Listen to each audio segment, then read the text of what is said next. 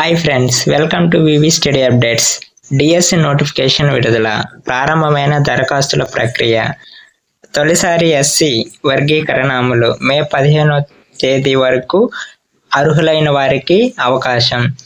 44 ఏళ్ల సాధారణ వయోపరిమితి. ఇలాంటి రెగ్యులర్ అప్డేట్స్ కోసం ఛానల్ని సబ్స్క్రైబ్ చేసుకోండి. ఇక పూర్తి డీటెయిల్స్లోకి వెళ్దాం. ఎట్టకేలకు మెగా డిఎస్సి నోటిఫికేషన్ విడుదలైంది. పాఠశాల విద్యాశాఖ డైరెక్టర్ వి విజయరామరాజు ఆదివారం నోటిఫికేషన్ విడుదల చేశారు. దీంతో దరఖాస్తులు, ఫీజు చెల్లింపు ప్రక్రియ కూడా ప్రారంభమైంది. ఈ నోటిఫికేషన్ ద్వారా రాష్ట్రంలో మొదటిసారిగా ఎస్సీ వర్గీకరణను ప్రభుత్వం అమల్లోకి తీసుకొచ్చింది. వర్టికల్ రిజర్వేషన్ పద్ధతిలో ఎస్సీలను గ్రూప్ 1, 2, 3గా విభజించి రిజర్వేషన్లు అమలు చేయనున్నట్లు నోటిఫికేషన్లో తెలిపారు.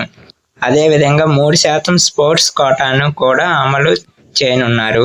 దరఖాస్తుదారుల అర్హత వివరాలు, రిజర్వేషన్ అమలు, పరీక్ష విధానం, సిలబస్ వంటి అంశాలను పాఠశాల విద్యాశాఖ https://cs.ap.gov.in, https://apdss.apcfss.in వెబ్సైట్లో పొందుపరిచింది.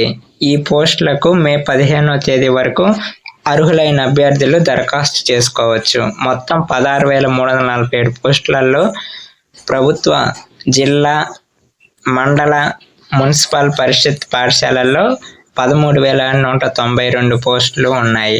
జిల్లాల వారీగా వీటి వివరాలను శనివారమే పాఠశాల విద్యాశాఖ విడుదల చేసిన విషయం తెలిసిందే.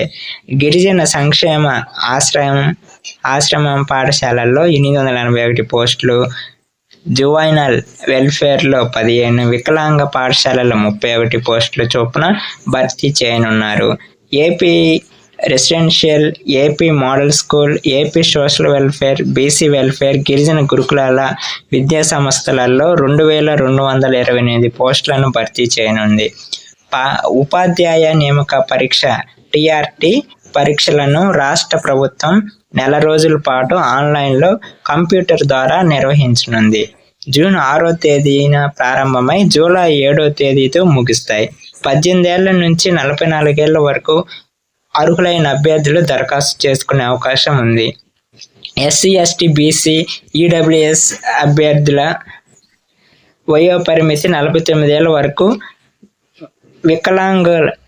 వికలాంగ అభ్యర్థులకు 54 వరకు అవకాశం ఉంది.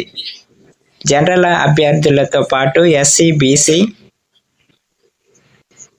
అభ్యర్థులు కూడా ఫీజు కింద రూ. 750 చెల్లించాలని తెలిపింది. దరఖాస్తు చేసుకున్న ప్రతి పోస్టుకు రూ. 750 చొప్పున ఫీజు చెల్లించాలి. డిఎస్సి 2024కు దరఖాస్తు చేసుకున్న అభ్యర్థులు మరలా దరఖాస్తు చేసుకోవాలని, ఫీజు చెల్లించాల్సిన అవసరం లేదని పేర్కొన్నారు. మే 30వ తేదీన అభ్యర్థుల హాల్ టికెట్లు అందుబాటులోకి రానున్నాయి. పరీక్షలు ముగిసిన రెండో రోజు ప్రాథమిక కీను పాఠశాల విద్యాశాఖ విడుదల చేస్తుంది.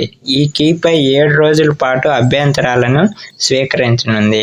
అనంతరం వారం రోజుల తర్వాత తుది కీని, మరో వారం తర్వాత తుది ఫలితాలను విద్యాశాఖ విడుదల చేయనుంది. ఇలాంటి రెగ్యులర్ అప్డేట్స్ కోసం ఛానల్ని సబ్స్క్రైబ్ చేసుకోండి. Thank you for watching.